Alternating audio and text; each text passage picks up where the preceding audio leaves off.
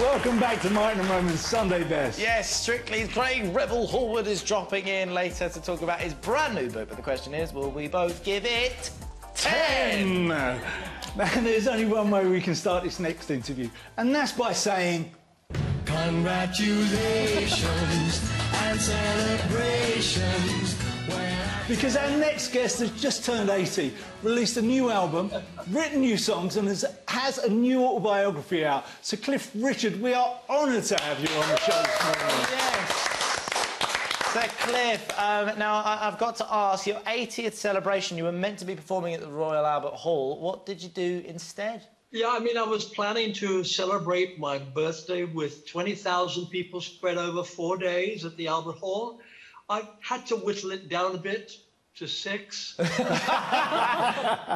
mean, but it was a good time. You receive so many letters, I'm sure, but I can't imagine the amount of fan mail on your birthday. I mean, look at that photo that we've got. Now, Sir Cliff, please tell me that despite, you know, your age and everything that you've been through, please tell me you still do that thing that we all did as kids. You shake the card to see how much money is in it.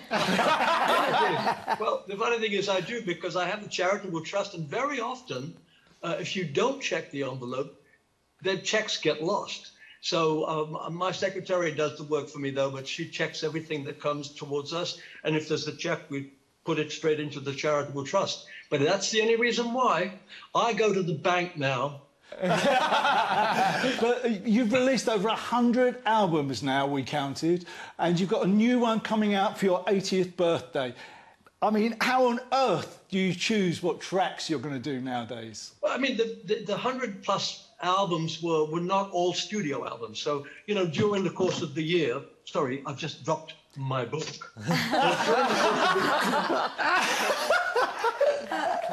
During the course of all the years of the 62 years of singing, record companies like to present the golden discs of, the silver discs of, remastered discs of. But I think I've got, this album is now the 54th studio album. Wow, amazing. It's not 54, it's definitely 50, yeah. But I've always liked recording. If I never did anything else, I'd like to record every single day of my life. It would be fabulous. I mean, it sounds like you have a great time recording, but it looks like you have an incredible time performing as well. Let's take a look at you in action, Sir Cliff.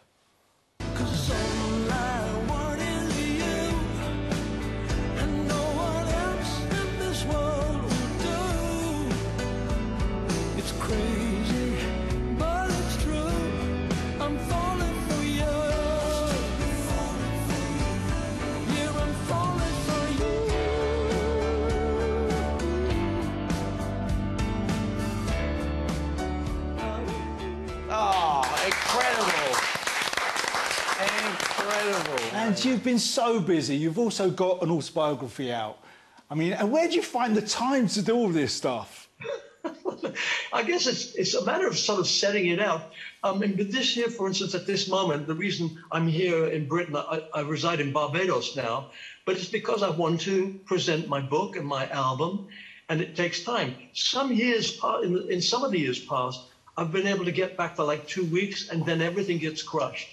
This time, I came for 2 weeks and did quarantine, in which time I used those moments to do the audio version of the book, and then started doing promotional work. But it was spread more over 4 weeks than 2.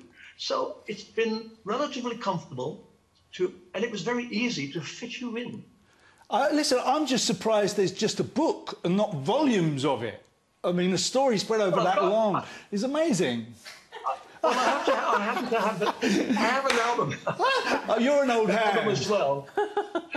That is so good. It's like almost like a Cliff Richard episode of QVC at the same time. It's great. It's really good.